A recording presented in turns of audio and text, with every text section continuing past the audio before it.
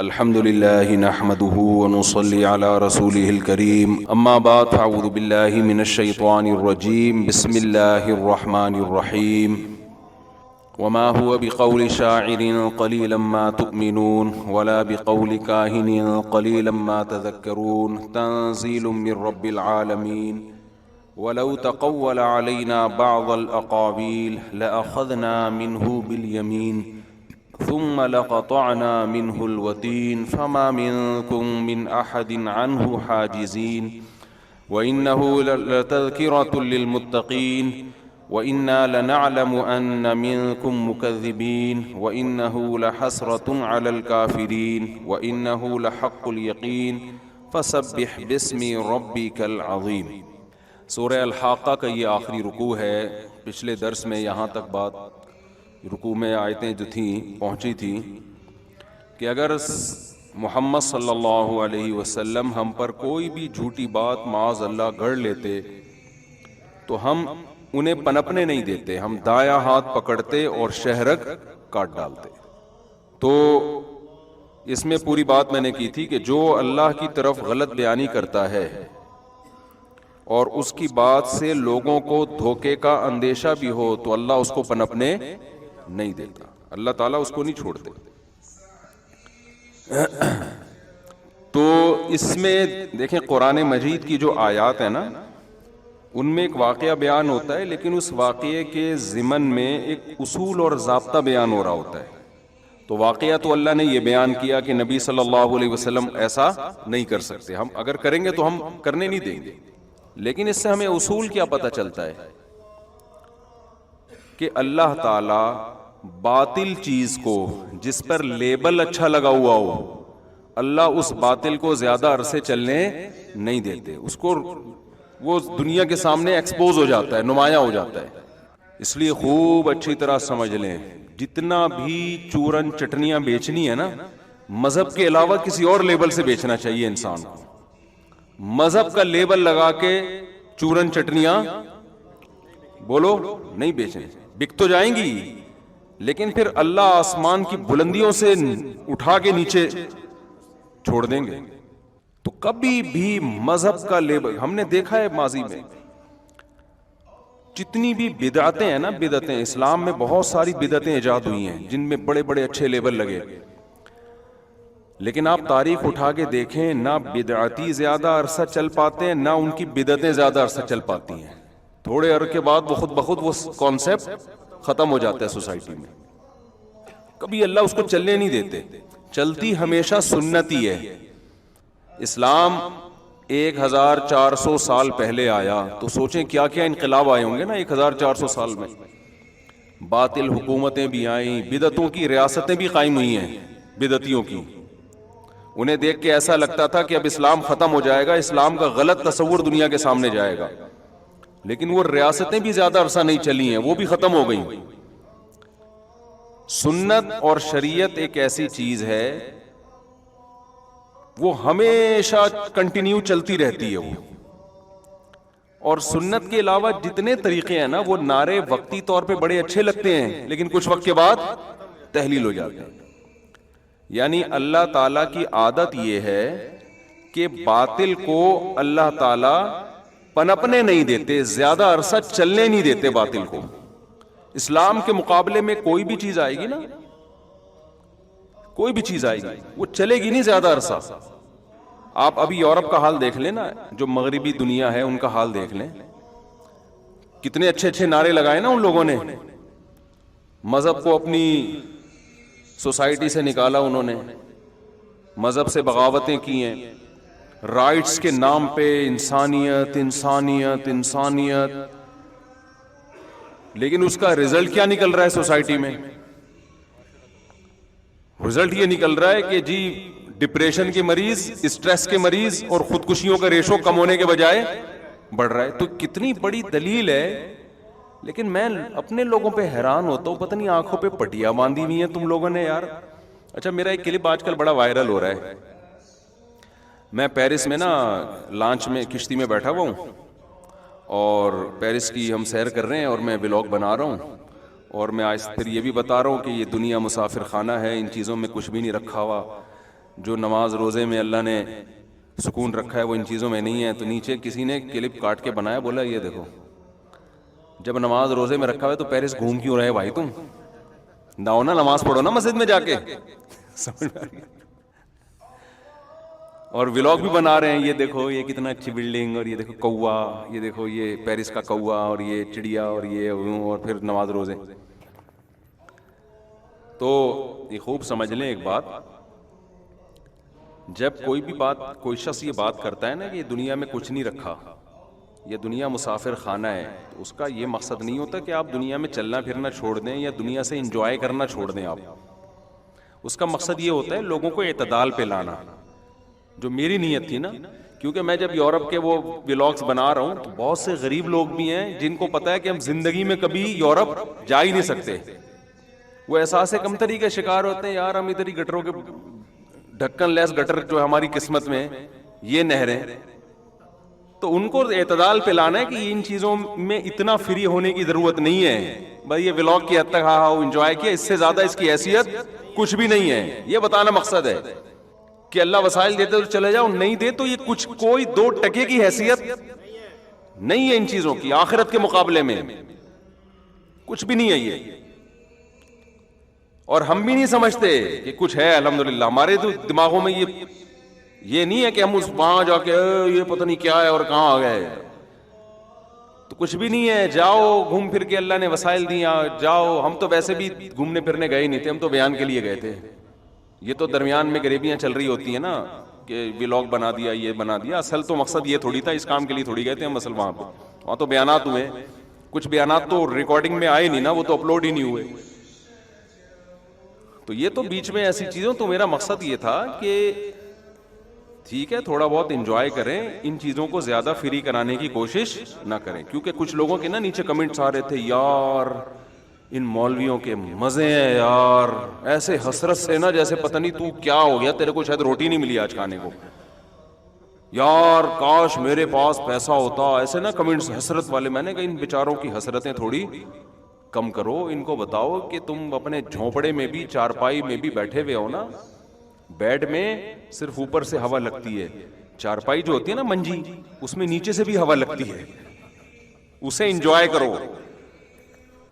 یہ کوئی اتنی حسرت والی چیزیں نہیں ہیں کہ آپ ان چیزوں پہ مرنا شروع کر دیں. یار ان مولویوں کے مزے دیکھو. اچھا باتیں کرتے ہیں مولویوں کے مزے دیکھو, تو اپنے بچے کو بھی مولوی بنا دو نا. بناتے نہیں ہیں, بناتے نہیں ہیں. ان کو پتا ہے کہ یار یہ مولویوں کے مزے ہیں ہی نہیں. یورپ میں ان چیزوں میں تھوڑی مزے ہیں, جو اصل مزے ہیں وہ ادھر ادھر مولوی جاتا ہی نہیں ہے. اصل تو وہاں کے نائٹ کلب ہے, شراب کباب اور گرل فرینڈ اور یہ سب سیٹنگ ہے وہاں پہ. جو عیاشی کے لیے جاتے ہیں وہ تو ان کاموں میں پھنستے ہیں جا کے. یہ کیا ہے کہ آپ فیری اس میں بیٹھے ہوئے ہیں, وہ کیا یار کروز میں بیٹھے ہوئے ہیں آپ, اور کشتی میں جا رہے ہیں اور ولاگ بنا رہے ہیں. میں کیا ہے, کچھ بھی نہیں ہے.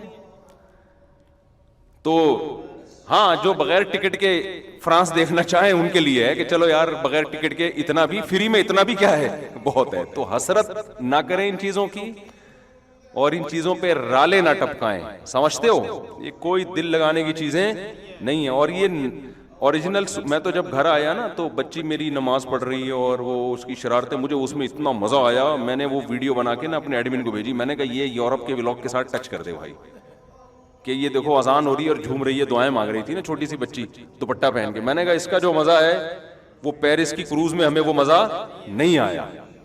تو یہ تو گھریلو لائف اور یہ بچے اور فیملی, یہ جو بقرعید کی جو بچڑا ہے, پھر ہم نے گائے خریدی آتے ہی, اس کا مزہ ایسا آیا آپ کو کیا بتاؤں میں. اور ابھی وہ دودھ نہیں دے رہی, اس کی ٹینشن, پھر جب دے گی تو وہ مزہ. تو خیر یہ زیادہ ہو گئی, لیکن یہ کہ ہر آدمی کا اپنے حساب سے ہوتا ہے. تو مقصد میرا یہ تھا کہ یہ چیزیں دل لگانے کی نہیں ہے. لیکن کچھ لوگوں نے بڑا طنز کیا اس کے اوپر, دیکھو خود تو گھوم رہے ہیں اور کہہ رہے ہیں کہ اچھا. وہاں میں نے یورپ میں کچھ لوگوں کے انٹرویو بھی لیے. وہ کہہ رہے ہیں, بعض لوگ تو کہہ رہے ہیں آؤ, زیادہ تر کہہ رہے تھے نہیں آؤ, پاکستان میں اگر اچھا کما رہے ہو. تو وہاں بھی لوگوں نے طنز, پھر خود کیوں گئے ہوئے ہو, دوسروں کو منع کر رہے ہو, خود یعنی مزے اڑا رہے ہو, اور ہمیں یہ ڈھکن لیس گٹروں میں رکھا ہوا ہے تم لوگوں نے.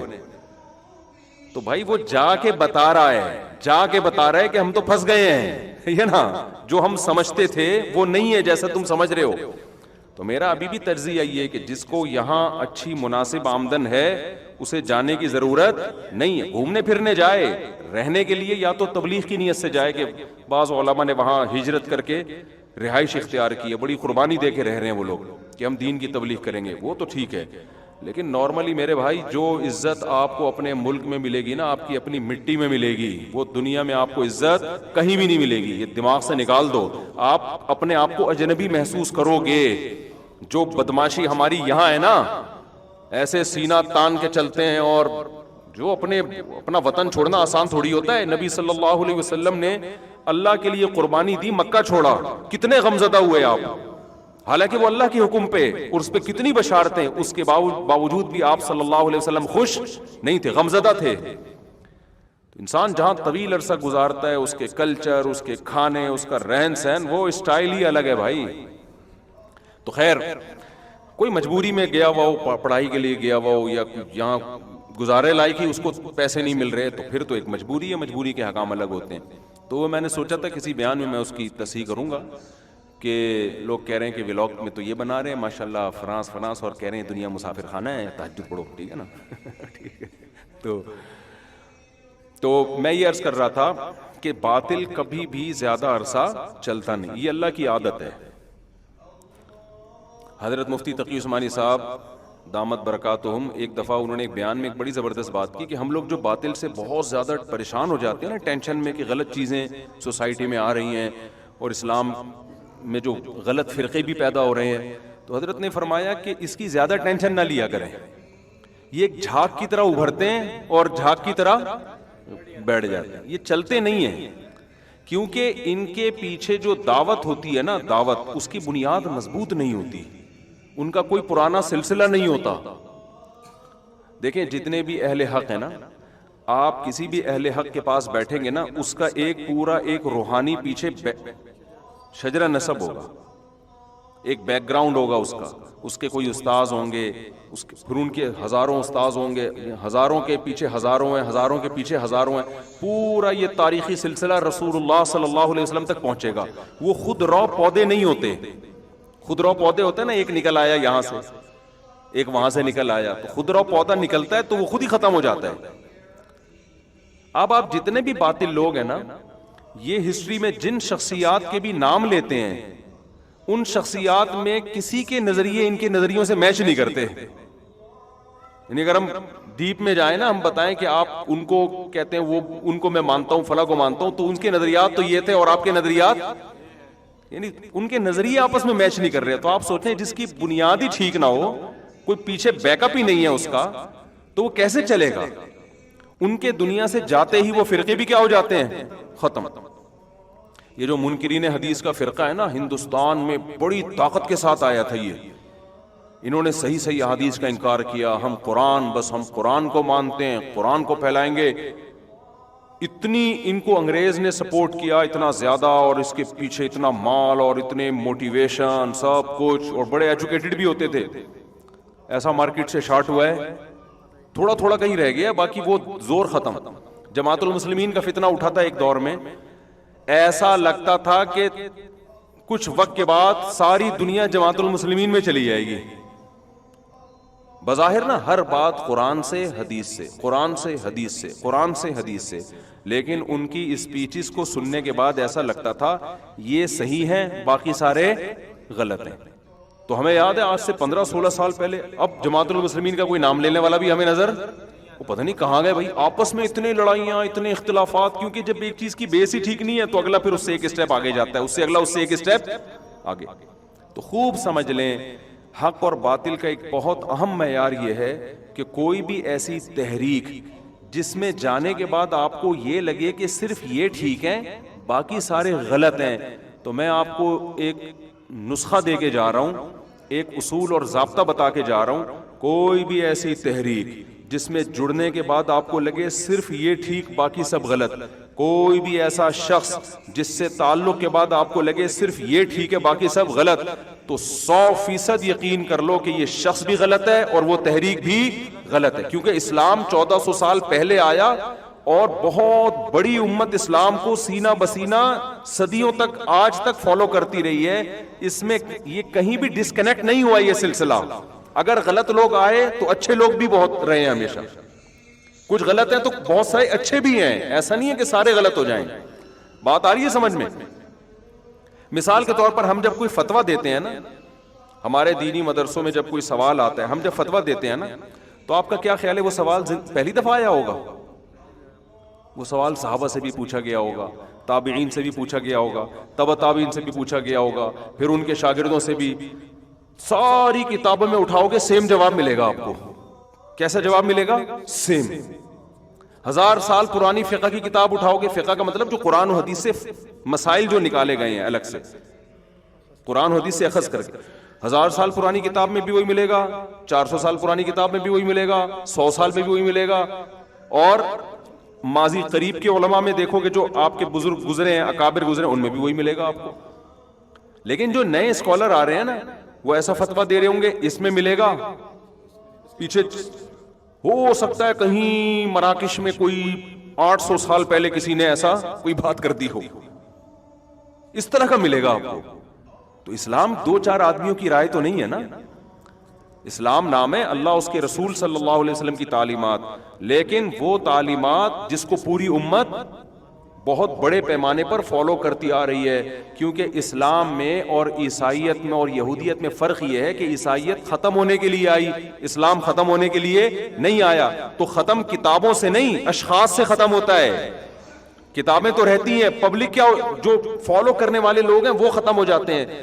بخاری مسلم کی حدیث ہے, آپ صلی اللہ علیہ وسلم نے فرمایا, ان اللہ لا ينتزع العلم انتزاعا من صدور العلماء ولكن يقبض العلماء.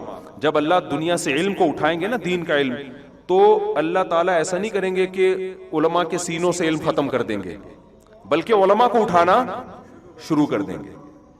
اتنی بڑی تعداد میں علماء ہوں گے نا, وہ آہستہ آہستہ قرب قیامت میں ایسا ہوگا, وہ علماء ختم ہونا شروع ہو جائیں گے. تو قرب قیامت میں کیا ہوگا, جب علماء ختم ہوں گے تو لوگ جاہلوں سے مسائل پوچھنا شروع کر دیں گے, ان کو اپنا سردار بنا لیں گے. یعنی اس سے یہ بھی پتہ چلتا ہے کہ جو عام پبلک ہے وہ فالو شخصیت ہی کو کرتی ہے, علماء نہیں ہے تو پھر کسی غیر عالم کو فالو کرنا شروع کریں گے. وہ لیبل یہ لگائیں گے کہ ہم قرآن و حدیث کو فالو کر رہے ہیں, حالانکہ آپ فالو کس کو کر رہے ہیں؟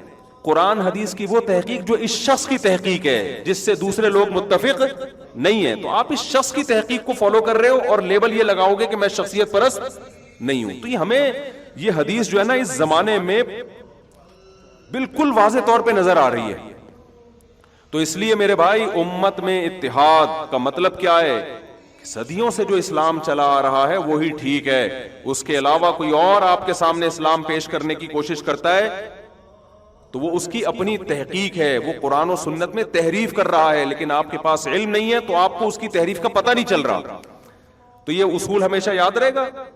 یہ اصول بیان کر کے پھر میں اصل ٹاپک پہ دوبارہ آتا ہوں. وہ اصول یہ ہے, کوئی شخص یا کوئی تحریک جس کو سننے کے بعد آپ کو یہ لگے کہ یہ ٹھیک ہے باقی سب کیا ہے غلط, یا کوئی تحریک ایسی ہو جس میں جانے کے بعد آپ کو یہ لگے کہ صرف یہ ٹھیک ہے باقی سب کیا ہے غلط, تو سمجھ لو کہ یہ غلط ہے باقی ٹھیک ہے. اب باقی کا مطلب یہ نہیں کہ باقی میں بھی سب ٹھیک ہیں, باقیوں میں بہت سے ٹھیک بھی ہیں, بہت سے کیا ہیں غلط ہیں, لیکن جہاں بہت سارے غلط ہیں بہت سارے ٹھیک بھی ہیں. تو شخصیت کی طرف یا کسی خاص تحریک کی طرف آپ آج کل جائیں نا, میرے تو اب یونیورسٹی میں جانا بھی بہت ہو رہا ہے. یونیورسٹی میں ایسی تحریکیں چل رہی ہیں آپ کو لگے گا کہ صرف یہی ٹھیک ہے باقی کون ہے. ان کی بحث ہی یہاں سے شروع ہوتی ہے کہ یار یہ سب لوگ تمہیں بیوقوف بنا رہے ہیں, یہ سب تمہیں غلط ٹریک پہ لے کے جا رہے ہیں. بھائی ایسا نہیں ہے. تو اپنے دیکھو ایک اصول حضرت مولانا ابو الحسن علی ندوی رحمۃ اللہ علیہ بیان کیا کرتے تھے, وہ اصول آپ کے سامنے رہے گا نا, وہ دینی اصول صرف نہیں ہے, وہ آپ کو دنیا میں بھی کام آئے گا. وہ اصول یہ ہے کہ آپ مقصد جو ہے نا, مقصد اس پہ کبھی کمپرومائز نہ کرو. مقصد تک پہنچنے کے جو راستے ہیں نا ان میں بہت زیادہ لچک رکھو. سمجھ رہے؟ جیسے بہت سے لوگ بات کرتے ہیں نظام تبدیل ہونا چاہیے, جو ہمارے ملک کا فی الحال نظام ہے نا ظاہر ہے غلط, یہ تبدیل ہونا چاہیے. اس میں اگر کوئی آپ سے اختلاف کرتا ہے نا کہ نظام تبدیل ہی نہیں ہونا چاہیے, بس ہمیں تزکیہ میں لگنا چاہیے، اپنی اصلاح میں لگنا چاہیے، سوسائٹی کو چینج کرنے کی کوشش ہمیں نہیں کرنی چاہیے.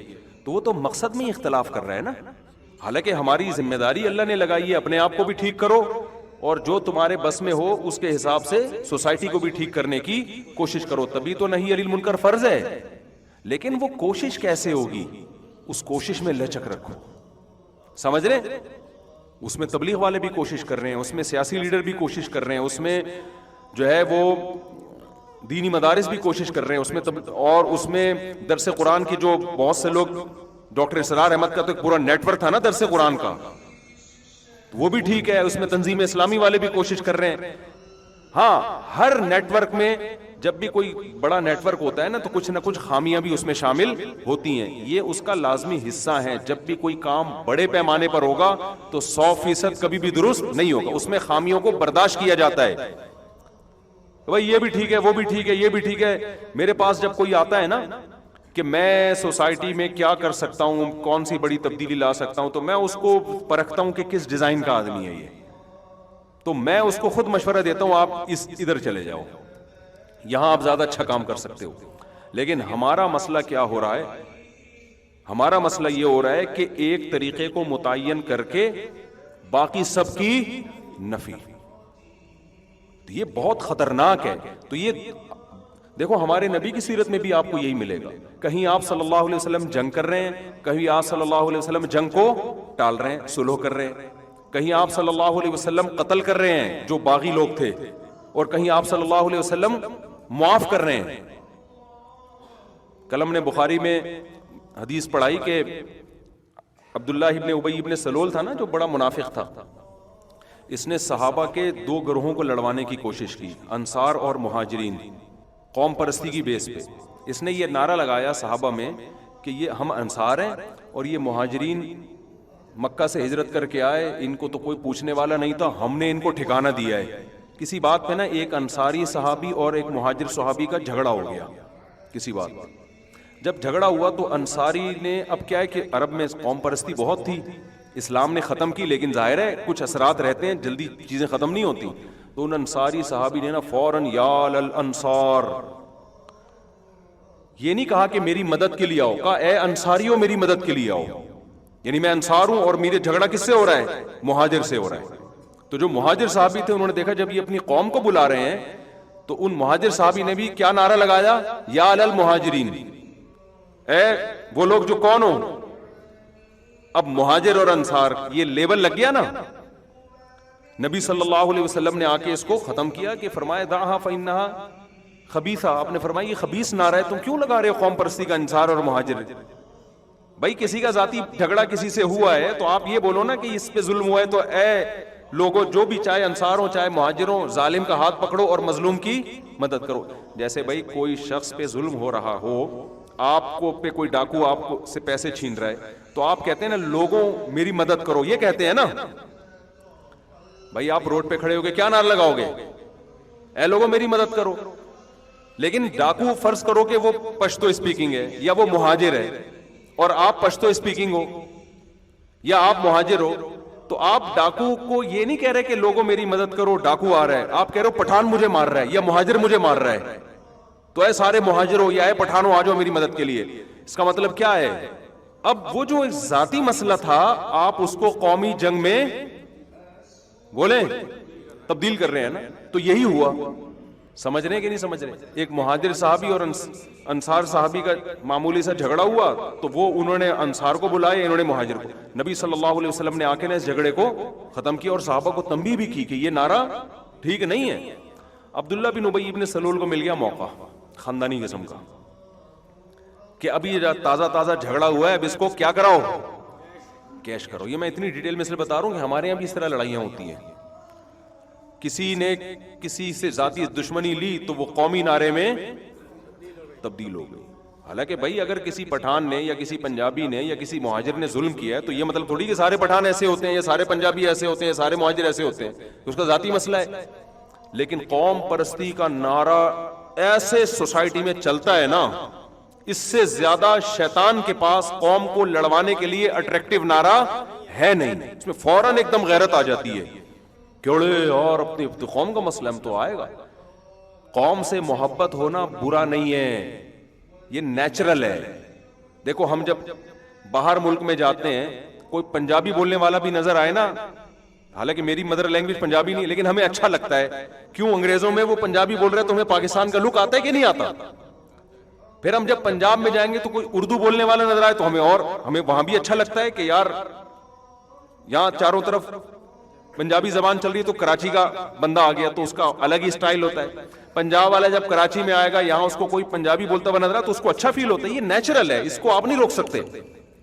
لیکن جب یہ حد سے بڑھے اور آپ ظلم میں بھی اپنی قوم کا ساتھ دینا شروع کر دو اور قوم پرستی میں دوسری قوم پہ ظلم کرنا شروع کر دو، تو یہ بہت غلیظ نعرہ ہے. اور رسول اللہ صلی اللہ علیہ وسلم نے فرمایا جو اس نعرے کے پیچھے جان دے گا وہ ہم میں سے نہیں ہے. قیامت میں اللہ اس کو مہاجر یا پٹھان یا پنجابی بنا کے تو اٹھائیں گے، اللہ اس کو مسلم بنا کے نہیں اٹھائیں گے. اتنا گندا نعرہ ہے. تو عبداللہ ابن ابی ابن سلول نے کیا کیا؟ اس نے دیکھا اس کو کیش کراؤ اس نعرے کو نا، ابھی لڑائی ہوئی ہے، ٹھیک ہے نبی نے ختم کر دی. فوراً اس نے کیا کہا کہ ابھی ہم واپس جائیں نا ذرا مدینہ، ہم مدینہ جائیں گے تو اب ہم ایسا کرتے ہیں کہ یہ جو مہاجر لوگ آئے تھے نا جن کو ہم نے پناہ دی ہے، آج یہ اتنے معاذ اللہ شیر ہو گئے کہ ہم سے جھگڑے کرنے شروع کر دیے. تو لَيُخْرِجَنَّ الْأَعَزُّ مِنْهَا الْأَذَلَّ، جو عزت دار لوگ ہیں نا، جو انصار جن کا اصل وطن ہے، ان لوگوں کو یہاں سے نکال دیں. بولیں گے جاؤ اپنے ملک واپس جاؤ. اب اس نے آگ لگانے کی کوشش کی. جب ایک چیز نبی نے ختم کر دی ہے، بھائی تو اب کیوں دوبارہ اس کو اچھال رہا ہے؟ جب صلح ہو گئی ہے تو حضرت عمر کو آیا غصہ. حضرت عمر نے حکم دیا یا رسول اللہ آپ مجھے اجازت دیں کہ اس کو کی میں گردن اڑا دوں. اور ایک روایت میں کہ آپ اس کو قتل کریں، یہ فساد پھیلا رہا ہے. وہ ہمیشہ فساد پھیلاتا تھا عبداللہ ابن ابی ابن سلول. لیکن آپ صلی اللہ علیہ وسلم کا ہدف کیا تھا؟ اسلام کو دنیا میں کیا کرنا ہے؟ غالب. سمجھ رہے ہیں نا؟ اب اس کا ایک راستہ یہ تھا کہ ایسے فسادی لوگوں کی گردن کاٹی جائے تاکہ دوبارہ یہ فساد نہ ہو. کیونکہ اگر یہ مہاجر اور انصار لڑائی شروع ہو گئی تو خلافت قائم ہوگی دنیا میں؟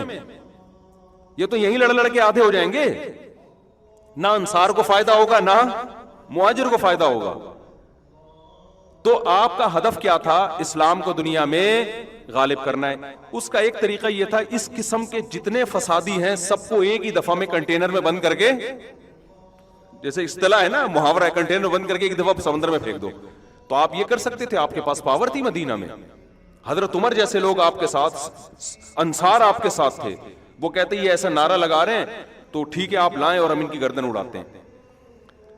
لیکن حضرت عمر نے جب مشورہ دیا آپ نے فرمایا نہیں. فرمایا اس لیے نہیں کہ اگر میں ان کو قتل کروں گا ان کی شرارتیں ہم جانتے ہیں، مشرکین مکہ اور غیر مسلم نہیں جانتے. غیر مسلم اس کو مسلمان سمجھ رہے ہیں، یہ تو ہمیں پتہ ہے نا یہ شرارت کر رہے ہیں. ہوگا یہ کہ ہم نے اگر ان کو قتل کر دیا تو آہستہ آہستہ یہ بات دنیا میں پھیلے گی، ان محمدن یقتل اصحابہ، محمد صلی اللہ علیہ وسلم اپنے بندوں کو قتل کر دیتے ہیں. نہیں یہی بات سمجھ میں. اس سے لوگوں کا اسلام میں داخلہ بڑھنے کے بجائے کم ہو جائے گا. لوگ ڈر جائیں گے، بھائی یہ تو ذرا سی باتوں پہ، یہ تو ان پہ کلمہ نماز میں ان کے ساتھ شریک ہوتے تھے، پتہ نہیں کوئی بات مسلمانوں کو بری لگ گئی اور گردن ہی اڑا دی. تو بہت سخت مذہب ہے بھائی، دور ہی رہو، ٹھیک ہے نا، بہت سختی ہے ان لوگوں میں. اس سے اندازہ ہوتا ہے کہ کتنی لچک تھی. ہدف کو دیکھا جا رہا ہے بھائی، اس کو برداشت کرنا ہمارے لیے نقصان دہ ہے، قتل کرنا اس سے زیادہ نقصان دہ ہے. لیکن بسا اوقات ایسے واقع بھی ہوئے کہ آپ صلی اللہ علیہ وسلم نے صحابہ کو ہدف دیا کہ کون ہے جو اس کا سر لے کر آئے گا. کسی کے آپ صحابی کے ذمہ لگایا کہ بھئی فلاں بندے کا مجھے سر چاہیے. سمجھ رہے ہیں نا، وہ جاسوس ہے اور بہت نقصان کر رہا ہے، اس کا ہمیں کیا چاہیے؟ سر چاہیے. 2 صحابی گئے اور رات کو ان کے گھر جا کے شبخون مارا اور بڑی بہادری کی اور گردن لا کے آپ صلی اللہ علیہ وسلم کی خدمت میں پیش کر دی کہ یہ سر ہے. سمجھ رہے ہیں کہ نہیں سمجھ رہے؟ تو اس سے کیا پتہ چلتا ہے؟ مقصد پہ سمجھوتا بولو نہیں کرنا. اس کے ذرائع مختلف. اہل طائف سے آپ صلی اللہ علیہ وسلم کی صلح ہوئی، طائف والوں سے نا. انہوں نے کہا آپ ہم سے جنگ نہ کریں، ہم جو ہے وہ آپ سے چند باتوں پہ صلح کر لیتے. بہت ساری چیزوں سے نبی صلی اللہ علیہ وسلم دستبردار ہوئے. غالباً ابھی مجھے پورا واقعہ صحیح طرح یاد نہیں، اس میں ایک شق یہ بھی تھی کہ انہوں نے شاید سود کی اجازت مانگی یا شراب کی بھی اجازت مانگی کہ ہم اسلام کو فالو کریں گے لیکن اس کی آپ نے اس کی اجازت کیونکہ یہ اسلام کے مقاصد میں سے ہے نا. اسلام کو تو چینج نہیں کیا جا سکتا نا کہ شراب کی اجازت دے دیں ہم, کیونکہ ہم دنیا میں جو چیز نافذ کرنا چاہ رہے ہیں وہ تو اسلام ہے نا. تو اگر اسی میں کمپرومائز کے راستے میں شراب بھی آ گئی, سود بھی آ گیا, تو پھر کیا کمپرومائز رہ جائے گا؟ اسلام ختم ہو جائے گا نا. تو ایسا کمپرومائز تو پہلے سے چل رہا ہے. یہ بہت اہم باتیں ہیں. آج ہمارے بعض مذہبی لوگ بھی جب جوڑ پیدا کرنے میں آتے ہیں تو اسلامی حکام ہی چینج ہونا شروع ہو جاتے ہیں, سختی کی طرف آتے ہیں تو اتنی سختی کہ لگتا ہے کہ ان کے قریب جاؤ گے تو یہ ٹکر ماریں گے ہمیں. صحیح ہے نا. بیلنس بہت مشکل کام ہے. تو اپنی زندگی کا ایک اصول بنا لیں, مقاصد پہ کبھی سمجھوتا نہیں. مقصد تک پہنچنے کے لیے کوئی شخص کوئی بھی ذریعہ اختیار کرے, نہ اس کو برا بلا کہیں اور نہ اس کو غلط کہیں, اس کے معاون اور مددگار بنے, نہیں تو کوئی دوسرا ذریعہ اختیار کر لے. اب ہم بھی یہ بات کہتے ہیں کہ پاکستان میں نظام تبدیل ہوگا, لیکن اس طریقے سے کرو کہ جس طریقے سے تبدیلی کا چانس ہو. اس طریقے سے آپ کوشش نہ کریں جذباتی نعروں کے ذریعے کہ جو تھوڑا بہت تبدیلی کا چانس ہے وہ بھی کیا ہو جائے, ختم ہو جائے. یہ کوشش نہ کریں. آپ سمجھتے ہو کہ نہیں سمجھتے؟ دوسری بات, اصول یہ ہے ہمیشہ کہ اگر ایک کام آپ سے جلدی نہیں ہو سکتا تو کبھی بھی غلط طریقہ اختیار کر کے اس کام سے ہمیشہ کے لیے محروم نہ ہو. بعض لوگ کہتے ہیں نا, ہم جب کہتے ہیں کہ پاکستان میں تبدیلی اس طرح آئے گی, کہتے ہیں اس طرح تو 100 سال لگ جائیں گے. ہم کہتے ہیں نا بھائی یونیورسٹیاں بناؤ.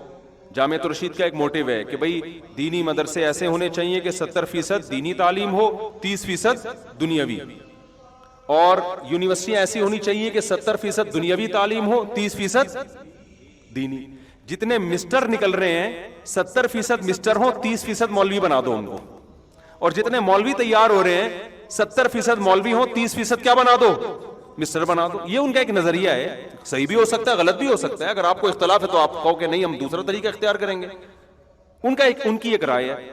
اسی طرح اور بھی دیگر لوگوں کی ایک رائے ہے. تنظیم اسلامی کا اپنا ایک طریقہ کار ہے کہ بھئی ہم اس طرح سے کریں گے. تبلیغ جماعت والوں کا اپنا طریقہ کار ہے. تو بہت سارے طریقے ہیں, سب میں کیا ہے, کسی ایک طریقے پہ اڑ کے یہ کہنا کہ اس کے علاوہ سب غلط ہیں, بھائی یہ اس کی علامت ہے کہ 100% کون غلط ہے آپ. اب جب ان کو کہا جاتا ہے تبلیغ جماعت کا ایک طریقہ ہے, جامعۃ الرشید کا ایک موٹیو ہے, فلانا کا ایک, تو کہتے ہیں ابے اس طرح تو 100 سال لگ جائیں گے پاکستان میں تبدیلی آتے آتے. نہیں, یہی بات سمجھ میں. ابے یعنی اس کا مطلب یہ ہوا کہ ابھی یونیورسٹیاں کھلیں گی, پھر ان میں دینی تعلیم ابھی تو کھلیں گی, ایک آدھ کھلی ہے ابھی تک, پہلے وہ رجسٹرڈ ہوں گی, اتنا ٹائم, پھر یوں, اور پھر اس کے بعد وہ پھر بچے, ابھی یہ نسل تو ایسے ہی مر جائے گی, اگلی نسل آئے گی, پھر اگلی نسل میں 70% مولوی, پھر وہ پتہ نہیں ہو کون سی باتیں. بھائی 100 سال لگ جائیں گے اس میں, لہذا یہ طریقہ ٹھیک نہیں ہے. اس کا مطلب ہے کہ اگر کسی کام میں 100 سال لگ رہے ہیں نا, تو جلد بازی میں وہ کام کرو کہ 100 سال میں بھی نہ ہو. پھر یہ بھی ہماری قوم کا ایک مزاج ہے. لوگ کہتے ہیں نبی صلی اللہ علیہ وسلم نے جو طریقہ اختیار کیا تھا نا, 23 سال میں انقلاب آ گیا تھا, لہذا ہم بھی کم سے کم 23 سال میں کیا لائیں گے, انقلاب. تو بھائی یہ نہیں ہے. رسول اللہ صلی اللہ علیہ وسلم آخری نبی ہیں. آپ کی ذمہ اللہ نے عمر تھوڑی دی اور آپ کے کام میں بے انتہا برکت رکھی ہے, لیکن آپ صلی اللہ علیہ وسلم کی سیرت میں ہمیں یہ بتا دیا کہ 23 سال میں جو طریقہ کار ہے نا, وہ طریقہ چینج نہیں ہوگا, چاہے 2300 سال لگ جائیں تمہیں. طریقہ میتھڈ یہی ہے. تو نبی کو تو ٹائم تھوڑا دیا گیا, آخری نبی ہے نا, تو آپ نے وہ سارے طریقے اختیار کیے جو اس زمانے کے لحاظ سے سوٹیبل ہو سکتے تھے. اس میں ہمیں یہ بتا دیا گیا کہ طریقہ یہی رہے گا, چاہے نتیجہ 23 سال میں نکلے یا 2300 سال میں نکلے, اس طریقے سے آپ نے ہٹنا نہیں. اور وہ طریقہ کیا ہے, گراؤنڈ ریئلٹی کو دیکھ کر اسباب کی دنیا میں غور کرنا ہے کہ اسباب کی دنیا میں یہ طریقہ کارگر رہے گا یا نہیں رہے گا. اگر اسباب آپ کو اس کی اجازت نہیں دے رہے, اسباب کا مطلب سمجھتے ہیں, دیکھو اللہ نے دنیا کو جوڑ دیا اسباب کے ساتھ. پیاس کیسے بجھے گی آپ کی, پانی پیئیں گے, دعاؤں سے نہیں بجھتی. ایک آدمی کہے مجھے چونکہ بہت پیاس لگ رہی ہے, اب میں کنویں میں, وہ ادھر کنواں ہے, اس تک پہنچنے میں مجھے 6 گھنٹے لگ جائیں گے. یار تو بڑی ٹینشن والا کام ہے یار. اتنی دیر میں تو میں بہت ساری تبلیغ کا کام کر سکتا ہوں, بہت سارے لوگوں کو مسلمان بنا سکتا ہوں. لہذا میں اللہ سے دعا مانگوں گا کہ پانی مجھے ویسے ہی پلا دے. تو پلا دے گا اللہ تعالیٰ؟ اللہ کی عادت یہ ہے کہ نہیں پلائے گا. اللہ کہیں گے جیسے تمیز سے ساری دنیا پانی پیتی ہے نا, تو تجھے بھی پانی چاہے تو مبلغ ہے، چاہے تو مفتی ہے، چاہے تو بزرگ ہے، چاہے تیرے پاس ٹائم ہے یا نہیں ہے، دنیا کو اللہ نے کس سے جوڑ دیا ہے؟ اب آپ کہو کہ یار 6 مہینے تو پانی لانے میں لگیں گے، تو میں بیان کس وقت کروں گا، تبلیغ کس وقت کروں گا؟ آپ اس کے مکلف ہی نہیں ہو. آپ مکلف کس کے ہو؟ اسباب کے. آپ کو جانا پڑے گا، ان تمام ضرورتوں کو پورا کرنا پڑے گا، جو ٹائم بچے گا وہ آپ تبلیغ میں لگاؤ گے. سمجھ میں آ رہی ہے بات کہ نہیں آ رہی؟ ہم یہ دیکھتے ہیں کہ رسول اللہ صلی اللہ علیہ وسلم کے دور میں جو معجزے ہوئے ہیں نا، ان معجزوں کو دیکھ رہے ہوتے ہیں. معجزہ اللہ کی طرف سے ہوتا ہے، اس میں پیغمبر کی مرضی بھی شامل حال نہیں ہوتی. پیغمبر کو حکم ہے گراؤنڈ ریئلٹی کو دیکھ کر اسباب کے تانے بانے جوڑ کر آپ نے فیصلہ کرنا ہے. باقی اگر معجزہ دکھانا ہوگا وہ کون دکھائے گا؟ اللہ دکھائے گا. وہ اللہ کی مرضی ہے، وہ اللہ نے کیسے کرنا ہے. جو کام اللہ کا ہے اس میں ہم اپنے آپ کو آزمائش میں ڈال رہے ہیں، ہم اس پہ نظر رکھے ہوئے ہیں. جو اللہ نے ہمارے ذمہ لگایا ہے اس میں ہم دلچسپی نہیں لے رہے. نہیں آ رہی بات میرا خیال ہے سمجھ میں؟ تو دنیا میں اللہ کا اصول ہے، جو کامیابی کے اسباب اختیار کرے گا، چاہے وہ مذہبی کامیابی ہو یا دنیاوی کامیابی ہو، کامیابی اس کو ملے گی. جو اسباب اختیار نہیں کرے گا اس کو کامیابی نہیں ملے گی. یہ اللہ کا بنایا ہوا قانون ہے. جو روٹی کھائے گا اس کا پیٹ بھرے گا، نہیں کھائے گا الٹا لٹک کے دعائیں مانگے، چلے کاٹے جنگلوں میں جا کے اور وقف کر دے اپنے آپ کو، سب کچھ ملے گا، روٹی نہیں ملے گی، مر جائے گا بھوک سے، اور خودکشی کا گناہ بھی ملے گا اس کو. نہیں آ رہی میرے خیال بات؟ ہمارے ایک دوست تھے، وہ تبلیغ میں نئے وقت لگا کر آئے نا. اب تبلیغ کے اکابر تو یہ باتیں نہیں سکھاتے، ان پہ مسالہ لگ گیا زیادہ. وہ اب اکابر سے بھی آگے نکل گئے. بعض لوگوں پہ مسالہ زیادہ لگ جاتا ہے، جونپور کے قاضی بن جاتے ہیں. آ کے ہماری مسجد میں بیان کر رہے ہیں کہ تم اگر جو ہے نا اللہ کے راستے میں نکلو گے تو بیوی بچوں کا اللہ خود کفیل ہو جائے گا. یعنی ان کے خرچے پانی کی ضرورت، ان کو خرچہ پانی دینے کی ضرورت نہیں ہے، بس اللہ کے راستے میں نکلو، پیچھے اللہ ان کو خود کھلائے گا. اللہ پہ توکل کرو.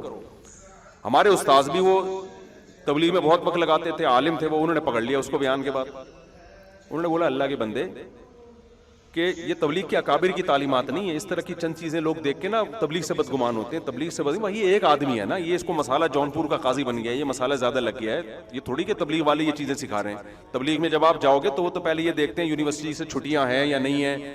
ہم نے خود ایسے کتنے لڑکے گئے ہیں، وہ بتاتے ہیں کہ انہوں نے ڈرائیور سے ہمیں واپس کیا کہ آپ کی یونیورسٹی کی بھی چھٹی نہیں ہے، پڑھائی آپ کی ہر جگہ ضائع ہو جائے گی، تو آپ جاؤ چھٹیوں میں آنا. وہ تو خود سکھا رہے ہوتے ہیں. لیکن نیچے بعض لوگوں کو مسالہ زیادہ، اس کو مسالہ اتنا لگ گیا، اس نے کہا کہ بھائی بیان میں کہہ رہے کہ بھائی کہ جو ہے نا وہ آپ بیوی بچوں کی پرواہ چھوڑ دو، تبلیغ میں نکلو، کھلائے گا کون؟ اللہ. کیونکہ اللہ پہ توکل کرو گے تو. ہمارے استاذ مفتی بھی تھے، انہوں نے پکڑ لیا اس کو. کہنے لگے خدا، وہ تھے بھی پٹھان، وہ بڑے غصے والے نا، ایسی بڑی بڑی آنکھیں نکال کے نا جب کسی کو دیکھتے تھے لوگ ڈر جاتے تھے. ایک دن میں نے اسے یہاں بیان کروایا، لوگ کہنے بھائی بہت خطرناک استاد ہیں. وہ نا ان کی آنکھیں بھی بڑی بڑی، اچھا طبیعت میں جوش بھی بہت ان کے، ایسے کر کے نا وہ غصے میں. انہوں نے بلا لیا اس کو، گڈی سائڈ پہ لاؤ. بیان کے بعد نا شکر ہے بیان میں نہیں روکا اس کو. انہوں نے کہا ادھر آپ. انہوں نے بولا تو نے جو یہ بتایا ہے کہ بیوی بچوں کے حقوق پورے کیے بغیر تبلیغ میں نکل جاؤ، تو تبلیغ میں جائے گا کیا سیکھنے کے لیے؟ اسلام سیکھنے کے لیے جائے گا نا، یا اسلام کی تبلیغ کرنے کے لیے جائے گا؟ تو اسلام تو دو چیزوں کے نام ہے، اللہ کے حقوق اور مخلوق کے حقوق. تو مخلوق میں تو والدین بیوی بچے سب سے پہلے، انہی کے حقوق کو توڑ کے جائے گا تو سکھائے گا کیا؟ آدھا اسلام تو نے کیا کر دیا، ختم کر دیا. بچہ کیا ہے؟ نہیں یہ بات سمجھ میں. تو مجھے ان کا اسٹائل بڑا اچھا لگا کہ ایسی ٹو دا پوائنٹ بات کی نا انہوں نے. مفتی تھے نا تو انہوں نے بات کیا کی، انہوں نے کہا کہ بھائی تو جب جائے گا اسلام سکھانے کے لیے تو اسلام نام کس چیز کا ہے؟ اللہ کے حقوق، اور آدھا اسلام اللہ کے حقوق، آدھا کس کا؟ مخلوق کے حقوق. تو مخلوق میں ماں باپ، بیوی اور بچے، یہ تو سب سے پہلے ہے نا. تو انہی کے حقوق توڑ کے جب تو تبلیغ میں جائے گا تو آدھا تو اسلام تو نے کیا کر دیا، ختم ہی کر دیا. اب سکھائے گا کیا لوگوں کو؟ انہوں نے کہا یہی چیز تو آپ تبلیغ میں نکلتے ہو سکھانے کے لیے کہ اللہ کے حقوق بھی پورے کرو اور ماں باپ اور بیوی بچوں کے حقوق بھی پورے کرو. تو یہ تو کرنے پڑیں گے، تو فرض عین ہے. سمجھ میں آ رہی ہے بات کہ نہیں آ رہی؟ تو اب اس میں بھی کیا ہوا، اس نے مقصد کو کیا بنا لیا؟ ذریعہ بنا لیا. سوری، ذریعے کو کیا بنا لیا؟ مقصد بنا لیا. اپنی سوچ سے نا کہ جو تبلیغ میں نکلنے ہی کو کیا بنا لیا؟ مقصد بنا لیا. حالانکہ وہ مقصد نہیں ہے، وہ مقصد تک پہنچنے کا ایک ذریعہ ہے. تو اسی اب مقصد تو ہے کہ اللہ کے حقوق بھی پورے ہوں اور مخلوق کے حقوق بھی پورے ہوں. تو مقاصد پہ کبھی سمجھوتا، سمجھ لو خوب سمجھ لو, کبھی بھی سمجھوتا نہیں ہوتا, ذرائع پہ سمجھوتا ہوتا ہے.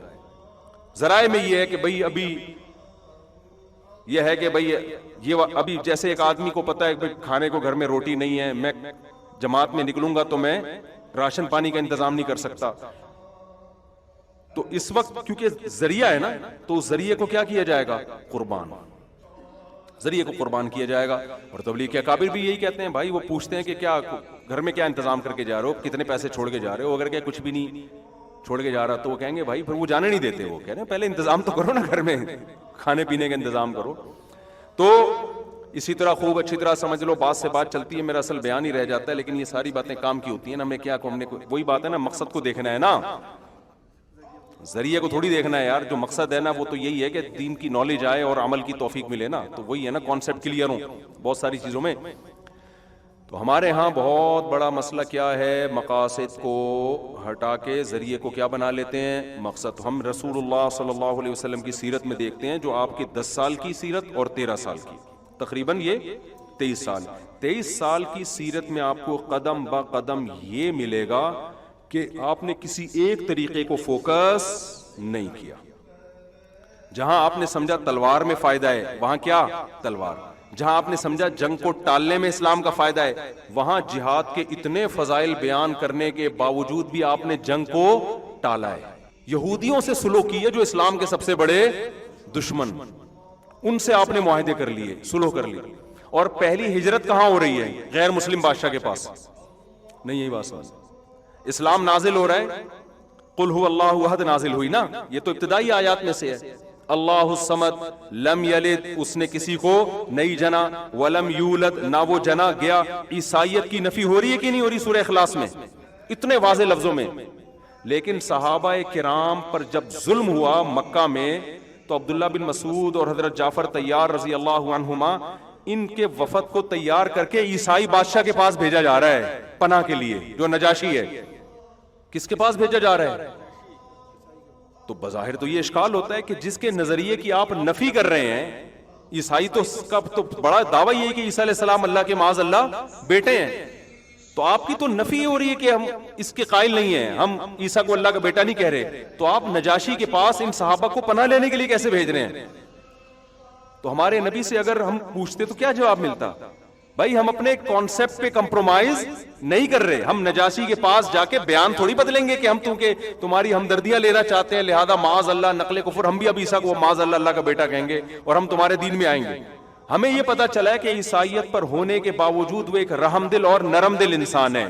مظلوموں کی مدد, چاہے وہ کسی بھی مذہب سے ہو, مظلوموں کی وہ مدد کرتا ہے, اس کی اس رحم دلی سے ہم فائدہ اٹھائیں گے. نہیں یہ بات سمجھ, کیوں اسلام کو بچانے کے لیے یہ ضروری تھا, کیونکہ جو ظلم مکہ میں صحابہ پہ ہو رہے تھے اس میں تو ڈر تھا کہ اسلام ہی ختم نہ ہو جائے, تو کوئی تو جگہ چاہیے تھی نا. ابے کیا ہو گیا, دیکھو نبی یہ بھی تو کر سکتے تھے نا کہ ہم بجائے عیسائی بادشاہ سے مدد لیں اور اس سے پناہ لیں اور اس کے محل میں جائیں, تو بہتر نہیں ہے کہ ہم اللہ سے مدد مانگیں, تو ہم تہجد کی رکعتیں تھوڑی اور زیادہ بڑھا دیتے ہیں. کیا خیال ہے؟ صبح یہ وظیفہ, شام کو یہ وظیفہ, اور لا الہ الا انت سبحانک انی کنت من الظالمین, اس وظیفے کو پڑھ کر جب یونس علیہ السلام کو مچھلی کے پیٹ میں سمندر کی تہ میں نجات مل سکتی ہے, تو ہمیں مکہ میں مشرکین کے ظلم سے نجات کیوں نہیں مل سکتی؟ سمجھا پا رہا ہوں اپنی, یہ دینداروں کا فالٹ ہے بھائی, یہ اس کو ہم لوگوں کا فالٹ ہے, یہ اس کو سمجھو. آج جو دین پر آتا ہے وہ گراؤنڈ ریئلٹی سے ہٹ کھٹ کے نا آسمانوں کی باتیں کرنا شروع کر دیتا ہے.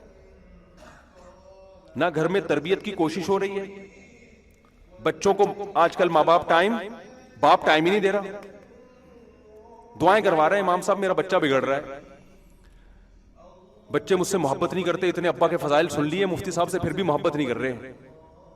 بچہ دیکھ رہا ہے ابا, انگریزوں کے ہاں ابا ہوتے ہی نہیں ہے, ہمارے یہاں ہو کے بھی کوئی فائدہ نہیں ہے. میں سمجھا پا رہا ہوں, بچہ دیکھ رہا ہے کہ مفتی صاحب بیان میں کہتے ہیں کہ گورا ابا لیس ہو گیا ہے, بہت سارے نہیں, جو گورے میرا بیان سن رہے ہیں ان کے ہوں گے بھائی, تو کہہ رہے ہیں ہمارے ہاں تو ابا ہیں تو آئی ڈی کارڈ میں ہیں, نادرہ میں ہیں, گھر میں تو ہم نے ان کو کبھی دیکھا ہی نہیں. ایک صاحب نے بتایا کہ میرے بچے نا انچ کے حساب سے بڑھ رہے ہیں. میں نے کہا کیا مطلب, سب کے بچے ایسے ہی بڑھتے ہیں؟ کہتے ہیں نہیں, میں صبح جلدی آفس سے نکلتا ہوں، وہ سو رہے ہوتے ہیں، اور جب میں رات کو لیٹ نائٹ پہنچتا ہوں تو بھی سو چکے ہوتے ہیں. تو میں روزانہ ان کو بس ایسے دیکھ رہا ہوں، اب اتنے بڑے ہو گئے، اب اتنے بڑے ہو گئے. پچھلے سال دیکھا تھا تو اتنے تھے بستر پہ، اب ایک سال میں اتنے. بس اس سے زیادہ میرا بچوں سے تعلق نہیں. وہ اسٹاک ایکسچینج میں تھے، وہ صاحب سارا دن نا وہ نہیں شیئرز کا بزنس چلتا ہے، وہ تو دماغ کا دہی بن جاتا ہے. آپ کبھی اسٹاک ایکسچینج میں جاؤ نا، سارا دن وہ اتنے بھاؤ پہ بند ہوا اور شیئر اتنے پہ بند ہوا اور فلانی کمپنی کے اتنے. ہمارے بھائی اسٹاک ایکسچینج میں جاب کرتے ہیں، انہوں نے بتایا کہ میں نے بہت سے لوگوں کو باولا ہوتے ہوئے دیکھا ہے. اسٹاک ایکسچینج والے ناراض نہ ہو، سارے باولے نہیں ہوتے. یعنی کچھ لوگ اتنا پڑھتے ہیں نا، اتنے کروڑ کے اتنے کروڑ کے اتنے. ایک صاحب کا تو پتا چلا کہ وہ رات کو سوتے ہیں تو کروڑوں اتنے کروڑ کے وہ منہ سے بیچارے کے یہی نکل رہا ہوتا ہے، اتنے کروڑ کے یہ ہو گئے اتنے. انسان جو چیز سارا دن چلاتا ہے نا، یہ میں ٹاپک سے ہٹ نہ جاؤں، یہ بس واقعہ سنا دوں، دلچسپ واقعہ ہے. تو جب وہ لاشعور کی کیفیت میں ہوتا ہے تو وہی چیز آتی ہے زبان پر. ابھی سعودی عرب میں ایک بوڑھے آدمی کی ویڈیو آئی ہے، وہ موت کے وقت نا ایسے وضو کا وہ کر رہے ہیں جیسے ہم وضو نہیں کرتے، تو مرتے ہوئے ان کی ویڈیو آئی کہ ایسے وضو. ساری زندگی نماز کی پابندی کی، وضو کیا، تو موت کے وقت بھی کیا ہے؟ وضو. یہ اچھی موت ہے. ہماری والدہ کی اللہ تعالیٰ مغفرت فرمائے، سورہ یاسین بہت پڑھا کرتی تھی. تو 1 سال 1.5-2 سال تک ان کا دماغ بالکل معاف ہو گیا تھا، شعور ختم ہو گیا تھا نا. لیکن کیا ہے کہ ہمارے بھائی صاحب جب سورہ یاسین پڑھ رہے ہوتے تھے نا، تو ان کے لاشعوری طور پر آیت کا اگلا حصہ ان کی زبان سے جاری ہو جاتا تھا، کیونکہ بہت تلاوت کی نا، تو لاشعوری طور پر. تو زندگی میں انسان نے جو اعمال کیے ہوتے ہیں نا، آخری وقت میں وہ آ رہے ہوتے ہیں. آج ایک جامعہ میں ایک طالب علم نے پتہ نہیں کسی کا واقعہ سنایا کہ وہ جو ہے جب کوئی کسی کی پتہ نہیں موت کا وہ وقت بتا رہے تھے، کیا الٹی باتیں جو اس کے دماغ میں بھری وہی باتیں الٹی کرتے ہوئے دنیا سے چلا گیا. لوگ اس کو کہہ رہے ہیں بھائی تو کلمہ پڑھ لے، تو کچھ وہ نہیں جی. ایک تو میں اپنا دلچسپ واقعہ سناتا ہوں. ہمارے ایک اچھا جو آدمی شراب پیتا ہے نا، وہ بھی بالکل صحیح باتیں شروع کر دیتا ہے. اس پر تو میرے پاس ایک اتنا خاندانی واقعہ ہے، میں سناؤں آپ حیران ہو جائیں. لیکن وہ اس سے ایک فرقہ وہ جو ہے نا فرقہ واریت کی آگ لگنے کا، قوم پرستی کی آگ لگنے کا خطرہ ہے. اس کا ایک لیڈر تھا جو اس کی وہ ہر وقت تعریفیں کرتا تھا. ایک دن وہ شراب پی کے نکلا ہوا تو اپنے لیڈر کو دبا کے گالیاں دے رہا ہے. ہم نے کہا آج کیا ہو گیا؟ آپ تو اس کی بڑی تعریفیں کہہ رہے ہیں، ہم نے قبر میں جانا ہے، اللہ کو جواب دینا ہے، سب کو پتہ ہے کون ٹھیک ہے کون غلط ہے. ہم تو مفاد ہے ہمارا، اس لیے ہم نے اس سے تعلق رکھا ہوا ہے. پی بھی تھی اس نے نا. پیا ہوا آدمی سے پینے کا ایک نقصان یہ بھی ہے، صحیح بتانا شروع کر دیتا ہے. جو میاں اپنی بیویوں کی بہت تعریفیں کرتے ہیں نا، میں ان خواتین سے کہتا ہوں کبھی پی کے آیا ہو نا، پھر دیکھو کیا کہہ رہے ہیں، وہ صحیح سے نکل رہا ہوگا. اور اگر آپ یہ دیکھنا چاہتے ہو نا آپ کی بیوی کے سچی مچی میں آپ کے بارے میں اس کے دل میں کیا، پلاؤ تھوڑی سی، پلا نہیں دینا، مذاق کرو، پھر دیکھو کیا نکلتا ہے.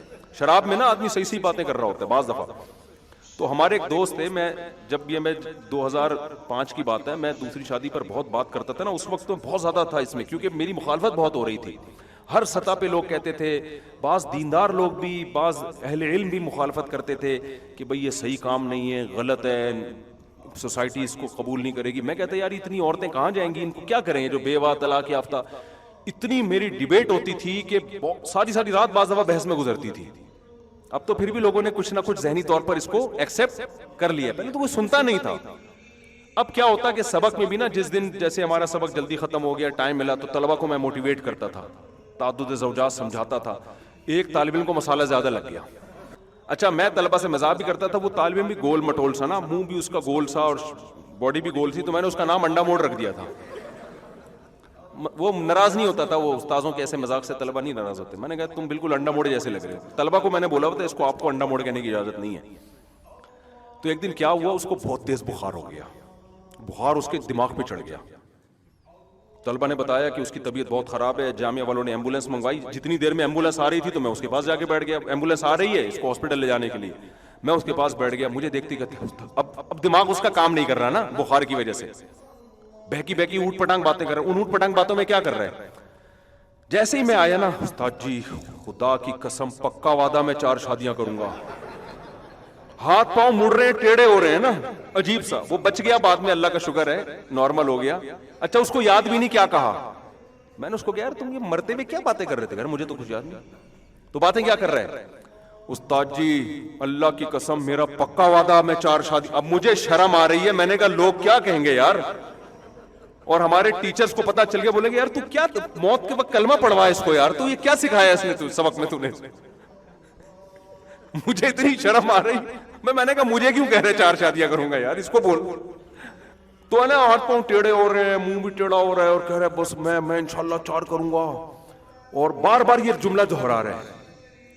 میں نے کہا بھائی میں یہاں سے جا رہا ہوں, کوئی ریکارڈ کر کے ڈال دے گا تو بولیں گے پتہ نہیں یہ اس کے جو مریدین نا مرتے ہوئے بھی, پتہ چلا قبر میں جا کے فرشتے حساب و کتاب کر رہے ہیں تو وہاں بھی یہی بات بول رہا ہے. میں نے کہا بھائی اس کے دماغ میں کیا ہو گیا, پاگل ہو گیا, یہ سٹیا گیا تھوڑا سا, اس کو سیٹ کرنے کی ضرورت ہے. خیر وہ ایمبولینس آئی, وہ جب ٹھیک ٹھاک ہوا نا تو پھر میں اس کو بول رہا ہوں, میں نے کہا یار تو کیا باتیں کر رہا تھا مرتے ہوئے, تمہیں تو زیادہ کہہ رہے, میں نے تو کوئی ایسی بات نہیں کی, میں نے تو کوئی ایسی بات.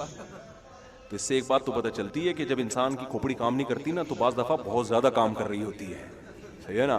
جو کھوپڑی میں ہوتا ہے نا وہ سچی مچی میں باہر نکلنا شروع ہو جاتا ہے. تو یہ بہت خطرناک صورتحال ہے, ایسا نہ ہو کہ سب بتا دو. تو اس لیے کام ہی آدمی کوشش کرے نا اچھے کرے, تاکہ جب مینٹل کھوپڑی آؤٹ ہو تو وہی نکلے جو عام حالات میں بھی جو کہتا رہتا ہے. لیکن اس میں یہ بھی سمجھ لو کہ کسی سے بدگمان ہونے کی اجازت نہیں ہے. کسی کی کھوپڑی آؤٹ ہوئی اور الٹی باتیں کر دی تو آپ یہ نہ کوئی کام ہی الٹے کر رہے ہوگا تو الٹی بعض دفعہ ویسے بھی ہو سکتا ہے. تو یہ کوئی کرائٹیریا نہیں ہے, میں نے تو ایک نارمل حالت بتائی ہے کہ جو کام کر رہا ہوتا ہے اکثر کھوپڑی آؤٹ ہوتی ہے تو وہی نکل کے آتا ہے اس کے سامنے. تو خیر ہم کیا بات کر رہے تھے, ہم دیکھتے ہیں رسول اللہ صلی اللہ علیہ وسلم کی سیرت میں آپ صلی اللہ علیہ وسلم نے ہمیشہ کس کو دیکھ کے فیصلہ کیا ہے, زمینی حقیقت. کبھی جنگ لڑ رہے ہیں, کبھی جنگ کو ٹال رہے ہیں. اور وہ میں واقعہ بیان کر رہا تھا یار, ایک واقعہ آیا تھا وہ دماغ سے, اسٹاک ایکسچینج کا تو ویسے ہی سمجھانے کے لیے آ گیا نا.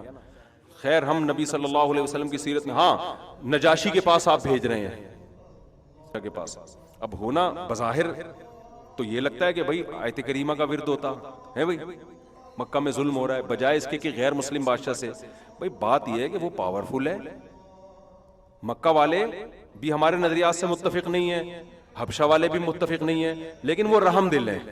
وہ کیا ہے, وہ رحم دل ہیں, وہ مظلوموں کی مدد کرتا ہے چاہے اس کا اس کے مذہب سے تعلق ہو یا نہ ہو. تو ایسے موقع پہ غیر مسلم ریاست سے مدد لی گئی ہے. وجہ کیا ہے کہ بھائی اگر اسباب اختیار نہیں کیے جائیں, آپ پورا اسباب اختیار کریں گے پھر آیت کریمہ بھی پڑھو, پھر اللہ سے دعائیں بھی, ان کی نفی نہیں کر رہے ہم کہ آپ اللہ سے نہ مانگیں. یونس علیہ السلام تو مچھلی کے پیٹ میں کچھ کر نہیں سکتے تھے نا, ان کے پاس تو آیت کریمہ کے علاوہ کوئی آپشن تھا ہی نہیں, وہ نکل تھوڑی سکتے تھے سمندر کی تہہ میں مچھلی کے پیٹ سے.